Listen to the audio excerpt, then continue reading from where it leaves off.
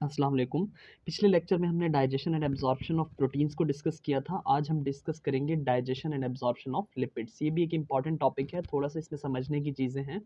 तो जैसे ही एक नॉर्मल ह्यूमन बीइंग जब इंजेस्ट करता है डाइट को, यानी कि फैटी डाइट को अगर जब वो इंजेस्ट करता है, तो सबसे पहले क्या होता है, सलाइवा में जब फूड जाता है, अगर उसमें फैटी कंटेंट है, फैट्स हैं या फिर कोलेस्ट्रॉल ईस्टर्स हैं या फिर फॉस्फोलिपिड्स हैं, तो होता ये है कि उसके बाद सबसे पहले क्या होता है, सलाइवा के अंदर एक एंजाइम होता है लिंगुअल लाइपेज। लिंगुअल मतलब टंग से रिलेटेड, ठीक है।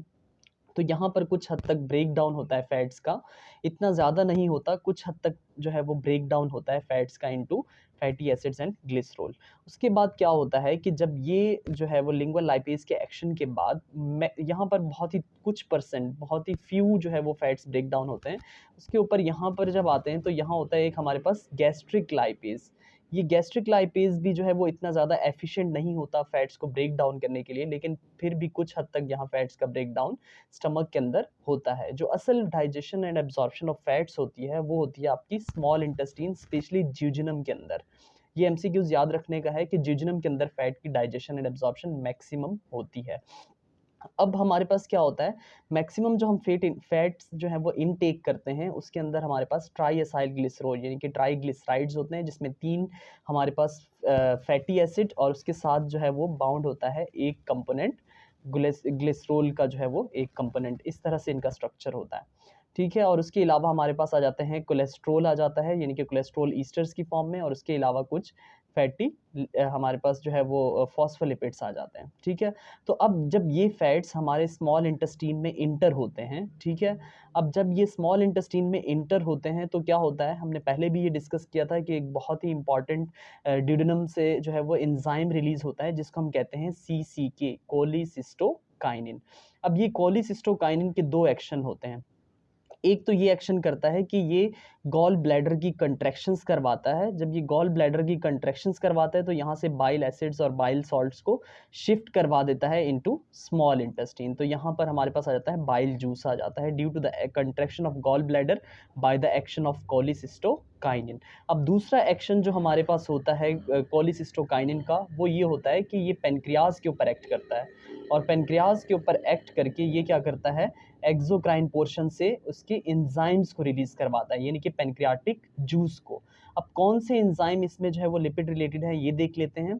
जब बाइल्स जो है वो हमारे पास इंटर होते हैं इनटू द ड्यूडेनम, तो होता ये है कि यहाँ पर जो फैटी कंटेंट होता है, यानी कि यहाँ पर जो ट्राई एसाइल ग्लिसरॉल्स आते हैं, और उसके अलावा हमारे पास कोलेस्ट्रॉल ईस्टर्स आए थे, ठीक है। ये कोलेस्ट्रॉल ईस्टर्स और उसके अलावा फॉस्फोलिपिड्स, तो ये जो है वो इनसॉल्युबल इन वाटर होते हैं, यानी कि ये हाइड्रोफोबिक होते हैं। तो बाइल एसिड्स और बाइल सॉल्ट्स एक इंपॉर्टेंट काम यहाँ ये करते हैं कि इनको जो है वो फैट्स को, जो लार्ज फैट्स हैं, इनको वो ब्रेक डाउन कर देते हैं छोटे छोटे पीसीस के अंदर, यानी कि फैटी एसिड्स के अंदर ग्लिसरॉल को सेपरेट कर देते हैं, और उसके साथ साथ ये जो है वो कोलेस्ट्रॉल ईस्टर्स को भी ब्रेक कर देते हैं। तो जब ये, इससे होता ये है कि जब ये फ्यू फैटी ड्रॉपलेट्स के अंदर ब्रेक डाउन होता है, तो इस तरह से इसका सरफेस एरिया फैट्स का इंक्रीज हो जाता है। जब सरफेस एरिया इंक्रीज होता है तो पेनक्रियाटिक जूस इजीली इनके ऊपर एक्ट कर सकता है और इनको डाइजेस्ट करवा सकता है।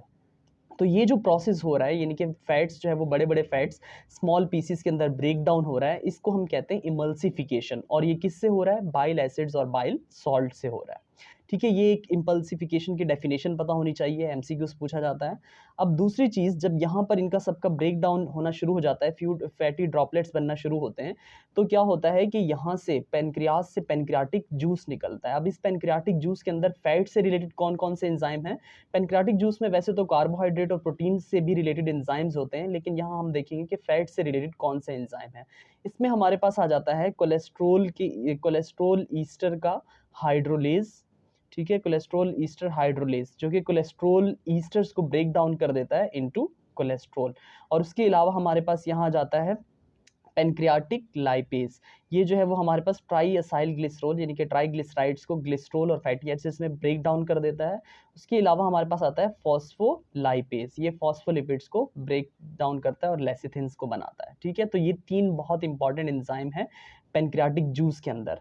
अब जब पेनक्रियाटिक जूस यहाँ से आता है हमारे पास, पेनक्रियाटिक डक्ट से पास होता हुआ, वो इन फैटी कंटेंट के ऊपर एक्ट करता है।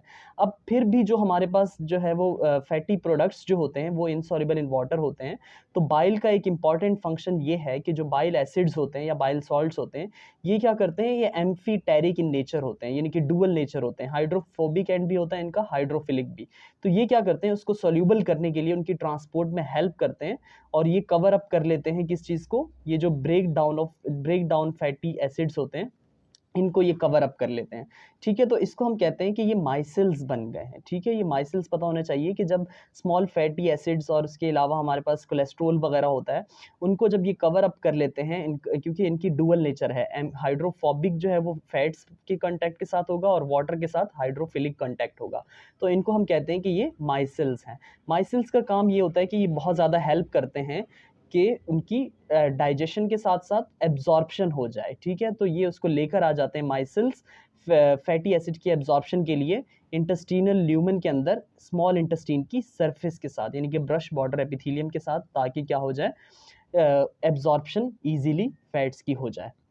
ठीक है, तो जब यहाँ पर ये होता है, ये खुद जो है वो जो हमारे पास बाइल एसिड्स होते हैं या बाइल सॉल्ट्स होते हैं, ये खुद एब्जॉर्ब नहीं होंगे यहाँ पर जिजनम के अंदर, बल्कि क्या होगा, इनमें से जो फैट्स होंगे, जो हमारे पास फैटी एसिड्स और कोलेस्ट्रॉल, ये यहाँ से एब्जॉर्ब हो जाएंगे। तो होता ये कुछ इस तरह से कि इसका जो फैट कंटेंट है माइसिल्स का, वो यहाँ पर आ जाएगा हमारे पास। ठीक है, और जो ये ग्रीन आपको बाइल सॉल्ट्स या बाइल एसिड्स दिख रहे हैं, ये वापस यहीं बाहर ही रह जाएंगे, यानी कि इंटेस्टीन के अंदर रह जाएंगे।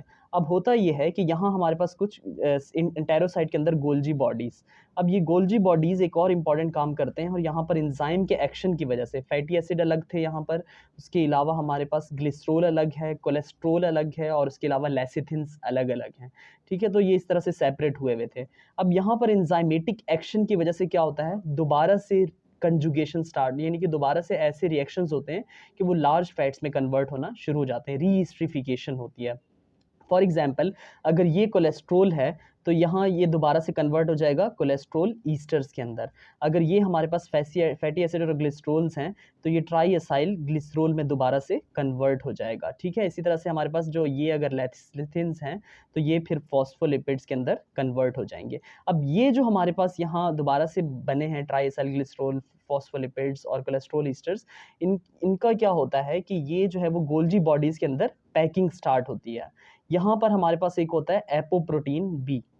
एपोप्रोटीन बी क्या करता है कि ये एपोप्रोटीन बी कहाँ से आता है, ये गोल्जी बॉडीज से आता है।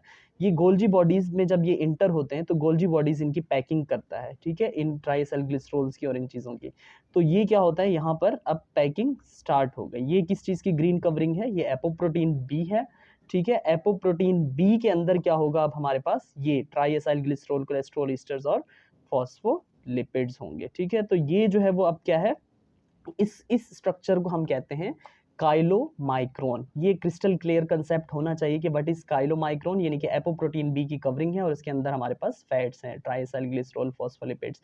इसी तरह से आपको माइसिल्स का पता होना चाहिए कि इसमें बाइल सॉल्ट्स और बाइल एसिड्स जब कवर अप कर लेते हैं किन चीज़ों को, स्मॉल फैट्सी एसिड्स को, ग्लिसरॉल को और कोलेस्ट्रॉल वगैरह को। तो ये जो हमारे पास बॉल लाइक एक स्ट्रक्चर बना है यहाँ पर, दिस इज काइलोमाइक्रोन्स। ठीक है, अब ये जो काइलोमाइक्रोन्स होते हैं, ये इनका इंपॉर्टेंट है कि ये जो है वो ट्रांसपोर्ट होंगे यहाँ से। अब होता ये है कि ये काइलोमाइक्रोन्स जब आपकी बेजोलेटरल साइड ऑफ एंटेरोसाइट पे आते हैं, स्पेशली जिजनम में यहाँ होते हैं, तो क्या होता है कि एक्सोसाइटोसिस होती है। ठीक है, एक्सोसाइटोसिस में क्या होगा, यहाँ पर ये स्ट्रक्चर तो इसी तरह से रह जाएगा, यानी कि प्रोटीन वाला, और इसमें से जो हमारे पास फैटी कंटेंट होगा ये निकलेगा, और ये जा करके आपके कहाँ चला जाएगा, लिम्फेटिक वेसल्स के अंदर। इसको हम, ये जो आपको येलो कलर का दिख रहा है, ये एक हमारे पास कैपिलरीज ऑफ लिम्फेटिक सिस्टम की कैपिलरी है, यानी कि ये लैक्टियल कहते हैं इसको। ठीक है, तो इसके अंदर सारा का सारा आपका कोलेस्ट्रोल, ईस्टर्स, ट्राइएसाइल ग्लिसरॉल और ये चीज़ें इसके अंदर इंटर हो जाती हैं, और उसके बाद जब ये यहाँ इंटर होती हैं, ये आपके पास चली जाती हैं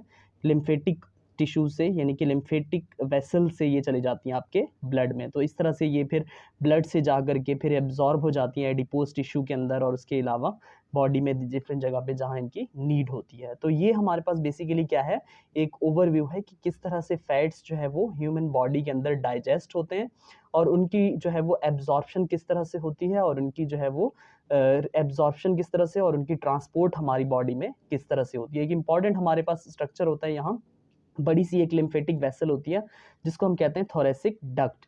ये फिर लिपिड्स उसमें जाते हैं और फिर वहां से वेना केवा के अंदर चले जाते हैं और इस तरह से ये एब्जॉर्ब होते हैं। तो ये हमारे पास था digestion and absorption of fats. Thank you so much for watching this video.